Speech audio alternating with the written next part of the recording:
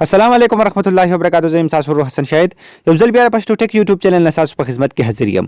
ان شاء الله حکومت کوم په نن ویډیو کې به تاسو ته هغه طریقه هم چې تاسو څنګه کولای شئ چې د یو چا د موبایل نه خپل موبایل ته کال بوزي او پاغه باندې چې کوم رینګ راځي نو هغه تاسو په خپل موبایل کې واوري.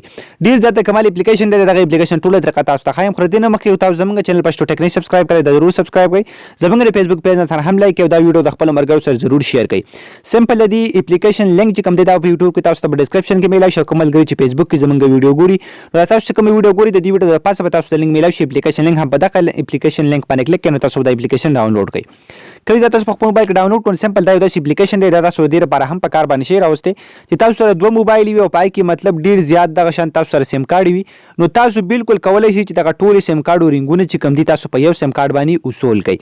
ډیر زیات کمال اپلیکیشن دی. سمپل دا اپلیکیشن تاسو په خپل موبایل کې انسټال کو دا به تاسو اوپن کړئ نو پس ټاپال تاسو په دې کې راشي وای سلیکټ یور ریجن، یعنی تاسو په دې کې خپل ځای سلیکټ کړئ چې تاسو د کوم ځای نو سم الله تاسو تاسو کلیک واخلئ. بیا تاسو ته ښکاري دلته نورث امریکا، یوروپ، ایشیا، افریقا، ادر نو سمبل دلته ایشیا سلیکټ کوم تاسو ته ښکاري دلته. بیا دلته تاسو له بل آپشن چې کوم درکلې دی چې دلته کله تاسو کلیک کړئ نو تاسو دلته چې د کوم ملک سره تعلق ساتي نو سمپل هغه بل ته بر ولیکئ که تاسو افغانستان سره، انډیا سره، یونایټډ سټیټ سره کوم ملګری چې په کوم ملک کې نو سمپل هغه دلته لیکل شي.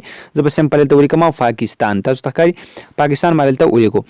بیا به تاسو کې تاسو بدلته هغه نمبر ولیکئ په کوم نمبر باندې چې تاسو د دې موبایل نه کال بوتل غواړئ. خدای اپلیکیشن چې کوم دی تاسو په هغه موبایل کې انسټالوي د کوم موبایل نه چې تاسو خپل کال ته مطلب خپل موبایل ته کال بوتل غواړئ نو سمپل د اپلیکیشن په هغه موبایل کې انسټال کړئ. دا شان به اوپن کړئ په دغه طریقه باندې کې دغه پاکستان کوم ملک چې هغه په کې سلیکټ کړئ. بیا به سمپل ته خپل نمبر ولیکئ که تاسو ته په خپل نمبر باندې هغه ته کال بوتل غواړئ نو سمپل ته خپل نمبر بیا ولیکئ. بیا به سو کې سمپل بدلته په اکټیویټ آپشن باندې کلیک کړئ نو دا به تاسو سره اکټیویټ شي. نو بیا چې کلم دی موبایل ته رینګ راځي نو اتوماتیکلی د غرینګ چې کوم دی دا بس تاسو په نمبر باندې زی او تاسو یې اټینډ کولای شئ. او کله تاسو غواړئ چې زه واپس د خپل نمبر نه د کالونه ختم کوم نو سمپل په ډي اکټیویټ باندې کلیک واخلئ نو دا به واپس ډي اکټیویټ شي.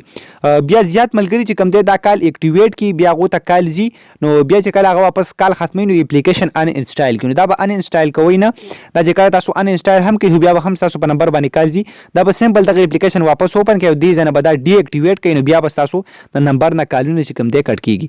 نو ډیر زیات کمال اپلیکیشن دی. بل خبره چې ناٹ انسور کم کالونه چې کوم دی هغه تاسو دلته مطلب خپل نمبر ته کولای شي چې هغه ته بالکل جواب نه ملاويږي.